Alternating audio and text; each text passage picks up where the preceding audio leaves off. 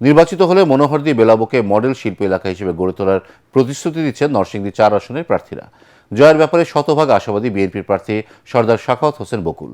অপরদিকে নির্বাচনী মাঠে লেভেল প্লেইং ফিল্ড নেই বলে অভিযোগ জামায়াতের প্রার্থী জাহাঙ্গীর আলমের। নরসিংদীর প্রতিনিধি বেনজির আহমেদ বেনুকে সাথে নিয়ে মিজান শাহজাহানের রিপোর্ট।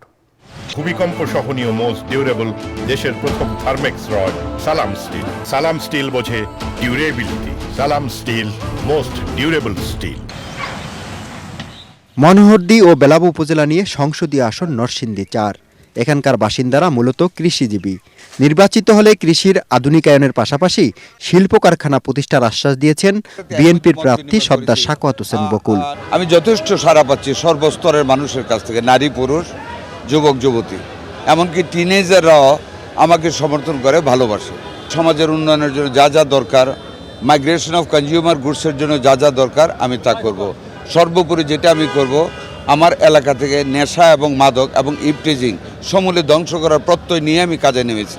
জামাতের প্রার্থী জাহাঙ্গীর আলমও বেকার মুক্ত মনোহরদী বেলাব গড়ার অঙ্গীকার করেছেন। আমরা লেভেল প্লেইং ফিল্ড নিয়ে খুবই শঙ্কিত, আতঙ্কিত এবং জনগণের মধ্যে ব্যাপক ভয়ভীতি দেখানো হচ্ছে এবং জনগণ ভীত।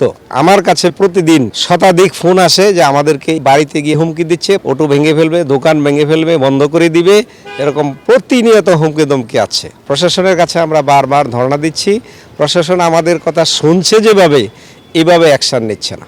কিশোরগঞ্জের সীমান্তবর্তী এই আসনের ভোটাররা বলেন, শুধু আশ্বাস নয়, প্রতিশ্রুতির বাস্তবায়ন দেখতে চান তারা। লটকন ও কলার জন্য ব্র্যান্ডিং হয়েছে নরসিংদী জেলা, কিন্তু এখানকার কৃষকরা বলছেন তাদের ভাগ্যের পরিবর্তন হয়নি, কারণ মধ্যস্বত্বভোগীরা লাভের গুড় খেয়ে ফেলছে। এই কারণে এখানকার কৃষকরা বলছেন আগামীতে যিনি সংসদ সদস্য নির্বাচিত হবেন তাকে সরাসরি কৃষকদের কথা ভাবতে হবে। মিজান শাহজাহান, এটিএন বাংলা, মনোহরদী, নরসিংদী।